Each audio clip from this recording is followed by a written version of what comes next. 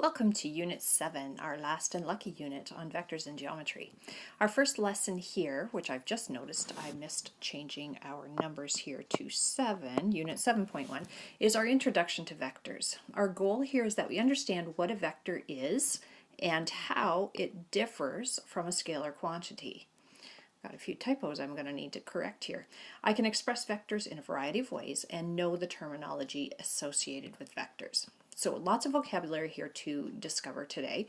First of all, we need to distinguish between a scalar quantity and a vector quantity. So for example, a scalar is just a quantity that involves magnitude only. So it's just a numerical value. A very simple scalar value would be like your age. Okay, that's just a number, it's a magnitude. Or the number of students in our class, that is just a number. We could talk about the speed you are traveling. So your speed might be 70 kilometers per hour. Hopefully that's not in a 50 zone. That is just a numerical amount. The number of kilometers that you drive, that is just a numerical amount. Now, to compare that, a vector is a quantity that has both magnitude and it has a direction to go with it. So age, I mean, it doesn't make sense to talk about a direction with age. Number of students in a class, again, doesn't make sense to talk about direction at all. When we're talking about traveling though, speed, we can talk about speed, but we can also put a direction with it. So maybe we're traveling 70 kilometers per hour, but we're heading south on the roadway. By adding the direction of south, we have now changed that to a vector quantity. So 70 kilometers per hour, and often they'll put the direction in square brackets, so S for south, or you could actually write the entire word south to be clear that that's what you're meaning. So it has magnitude, but it also has direction. Number of kilometers, maybe we traveled 20 kilometers and we went to the east. Okay, or maybe we went north and then we went at this direction, north 50 degrees east. Okay, and we'll talk about that. That is a quadrant bearing. We'll talk about what that means a little bit later on. If we're talking about gravity, we might be talking that we are traveling at a speed of 9.8 meters per second, and we're heading down towards the ground. All right, and I think that should be 9.8 meters per second squared. I think it's acceleration due to gravity there. All right, so we can represent vectors different ways. We can represent them by directed line segments. So we can represent them by directed line segments, so parts of a line. So I have two here that look identical, or supposed to look identical, down below. So we could label that first one with the letter V for vector, and we usually put an arrow on top of that. So that would be the algebraic representation for this geometric picture of our diagram, of our vector. So this picture of the vector is showing that that vector has a particular direction and it has a particular magnitude. So our length of the vector, so the length of the vector is representing the magnitude. So if I had multiple vectors, I'd want to make sure that when I draw them, I'm going to make the longest, or the one with the biggest magnitude, I'm going to make it the longest when I draw it, and the one with the smallest magnitude, I want to make it the shortest when I draw it. So our length of the vector, or of our directed line segment, indicates its magnitude.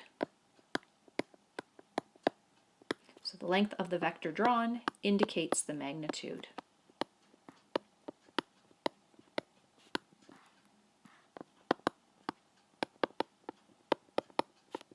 So indicates magnitude. So the longer it is, the bigger the magnitude is going to be. Now we don't always have to draw them exactly to scale, but we should have some kind of a like ballpark to it. Now in terms of pieces here, the part without the arrow on it, that's called the tail. That's where the vector starts from. It's the origin of the vector, origin or starting point. That says starting point. And then where the arrow is, that's called the head of the vector. And that's where you're heading, the direction you're heading, where you're heading. And that's kind of like the ending point where it's the destination you end up at. So ending point. Okay, so I've drawn two here. I've labeled one with a V, so that's supposed to be a letter V for vector with an arrow on top to indicate it is a vector. Another way that we label them is at one end we put a letter, and we usually use a capital letter for this. So lowercase letters if we're just using a single letter to indicate that vector, or uppercases if we want to put one on each end, and then we would label that as vector AB. And we put the arrow on top to indicate that that is a vector value, and the first letter in that is the tail. So whatever comes first when you see two letters naming a vector, the first letter is the tail, it's where you're starting from, and the second one is the head, it's where you're heading towards. So that's vector AB. Another way that you sometimes see them written in the older books before they had the fancy technology to be able to put the arrows on top is you actually would see like a boldface letter. So a boldface letter also indicates a vector. Boldface letter indicates a vector.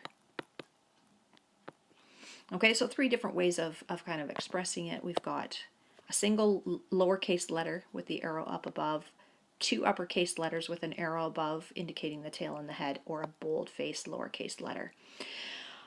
We also have equivalent vectors that we need to talk about. But before we do that, I had one other thing I wanted to squeeze in here. When we're talking about the actual magnitude of our vector, so if I wanted to talk about the magnitude of vector V without considering direction, so let me just write that here at the bottom here. If I had vector V, what we do to indicate magnitude is we put big straight lines on either side of that. It's like the absolute value symbol, but that indicates the magnitude. So that means the magnitude of vector V.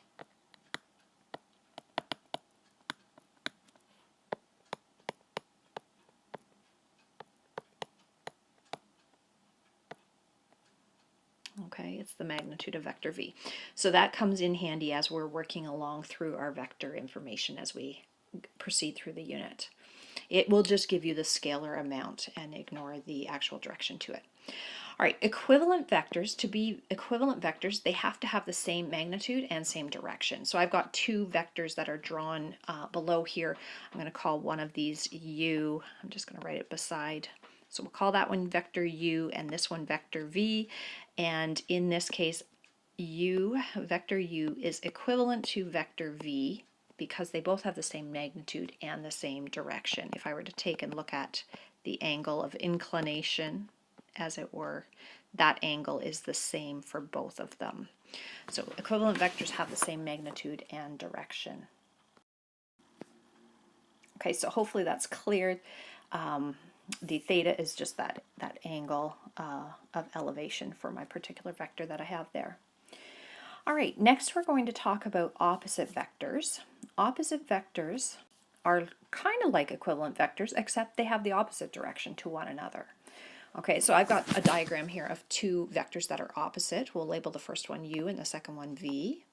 So here's vector U, it's heading upwards and to the right, whereas vector V is heading downwards to the left. It's going the opposite direction. So basically I've taken and copied the exact same vector, I just turned it around, had the arrow going the opposite way when I created that. So they have the same magnitude or length, the direction, but point in opposite directions. Not the same direction, opposite directions. Okay, so they have the same magnitude, but they point in opposite directions there. All right, so what we can write then is, we don't want to write that u equals v because it's not exactly equal, they're not equivalent vectors, but what we could say is that vector u is equal to the negative of vector v. So think of negative, if you had 3 and then you multiplied it by -1, you're just switching the sign, you're switching it to go on the number line. +3 would be this direction to get to +3, here's 0. If I made it -3, I'm really going the opposite direction, but the same magnitude away from 0. So kind of think of it as our number line, and one goes one direction, positive, but the other one is the opposite to it. It's got the reverse sign to it. All right, angles between vectors. The angle between two vectors is the angle formed when the vectors are joined tail to tail. So if I put the two starting positions together, the angle between the two vectors, that is the angle that's formed by joining them tail to tail. Okay, and the next definition we have is a unit vector.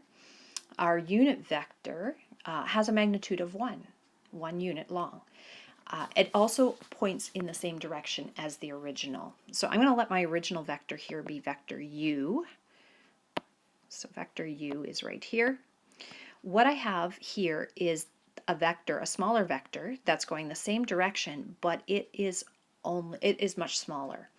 So what I had tried to indicate here is, let's say that this vector has a magnitude, vector u has a magnitude of 3 centimeters. That means the magnitude of vector u, so I'm using those fancy symbols, absolute value, the magnitude of vector u is 3. If I look at this one that I have down below, I'll call that vector v. For now, vector v has the same direction as vector u, it's parallel to it. However, it's 1/3 the length of vector u. It actually is equivalent to the unit vector for vector u. All right, so if it's the unit vector, so if this is 1 centimeter and it has exactly the same angle of inclination here, so this theta would be equivalent to this theta, same angle of inclination. V actually is the unit vector. I'm going to write this in words, and then I'm going to use the symbols that go with it. Unit vector for vector v, which is indicated by, vector u should have been the last one there. For vector u, okay, and if I want to say it's a unit vector, I'm taking vector u, but instead of an arrow on top, we put this little caret symbol, the little hat, u hat, and that indicates it is a unit vector.